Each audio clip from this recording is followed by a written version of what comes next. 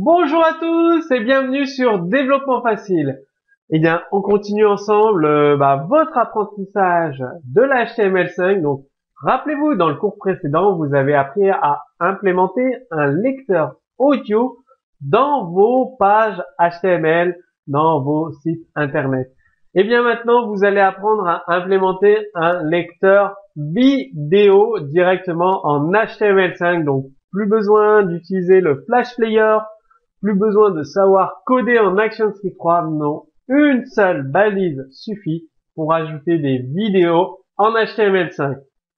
Si vous avez compris comment utiliser la balise audio, je vais aller un peu plus vite pour la balise vidéo car c'est exactement la même chose.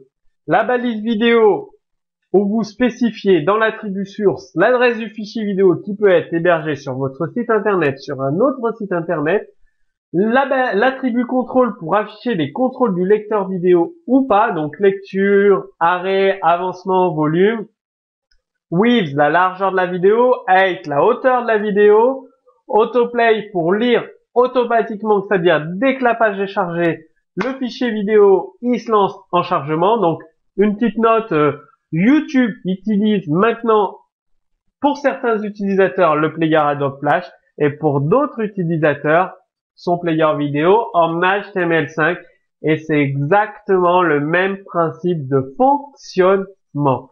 Loop pour jouer le fichier vidéo en boucle, donc une fois qu'il est terminé, il repart au début et il joue en boucle, et preload pour activer le préchargement de la vidéo, donc lors du chargement de la page.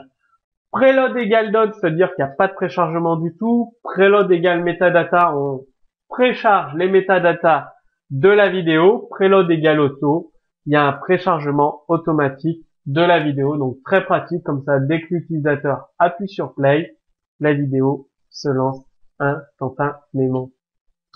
Voici un exemple de code source, balise vidéo, source intro.mp4 avec les contrôles et le préchargement. On met un petit message, votre navigateur ne supporte pas la balise audio, c'est-à-dire pour les navigateurs sur certaines tablettes ou certains smartphones, il y en a, ils ne comprennent pas l'HTML5, ça affichera ce message. Et pour les autres, ça affichera le player vidéo, enfin la vidéo tout simplement. Donc les formats qui sont pris en charge, vous avez le format OGV, donc c'est l'équivalent de l'extension OGG pour les fichiers audio, donc c'est un format libre pour la vidéo. Le fameux format H264 qui est énormément utilisé par Apple, YouTube, Dailymotion, donc c'est un codec de compression vidéo haute définition à la norme MP4. Il faut savoir que c'est un format propriétaire soumis à des redevances et des royalties. Donc le format H264 justement, il va évoluer, donc il y a un petit combat entre le H265 qui est toujours un format propriétaire ou le format WebM qui est acheté par Google. Donc Google est propriétaire du codec vidéo VP8 et c'est un format libre. Et j'espère que ce format réussira à s'imposer face au H265. Comme ça, il n'y aura plus de redevances et de royalties à payer. Donc, comme pour l'audio, vous avez la balise source pour spécifier plusieurs fichiers vidéo, parce que bien évidemment, chaque navigateur prend en charge ses extensions qu'il a choisies, Firefox, Google Chrome, Opera, Safari, tous ne supportent pas toutes les balises vidéo. Donc, vous allez utiliser la balise source pour spécifier un fichier vidéo avec un format différent. Donc, au format OGV, au format MP4, au format WebM. Comme ça, vous serez sûr que votre vidéo sera lisible par la majorité des navigateurs récents. Donc, très important que vos sites internet soient au maximum compatibles avec le plus de navigateurs possible. Rendez-vous compte, les utilisateurs, ils ont un ordinateur portable pour surfer sur internet. Ils ont une tablette pour surfer sur votre site web. Ils ont un smartphone pour surfer sur votre site web.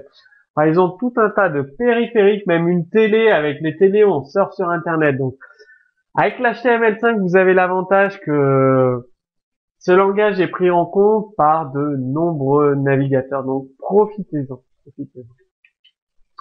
Comme d'habitude, vous retrouverez un exemple de code source sous cette vidéo. Maintenant, vous êtes capable d'ajouter des players vidéo sur vos sites internet, donc amusez-vous, profitez-en. Si vous avez des questions, posez-les directement sous ce cours vidéo. Moi, je vous dis à très bientôt sur Développement Facile.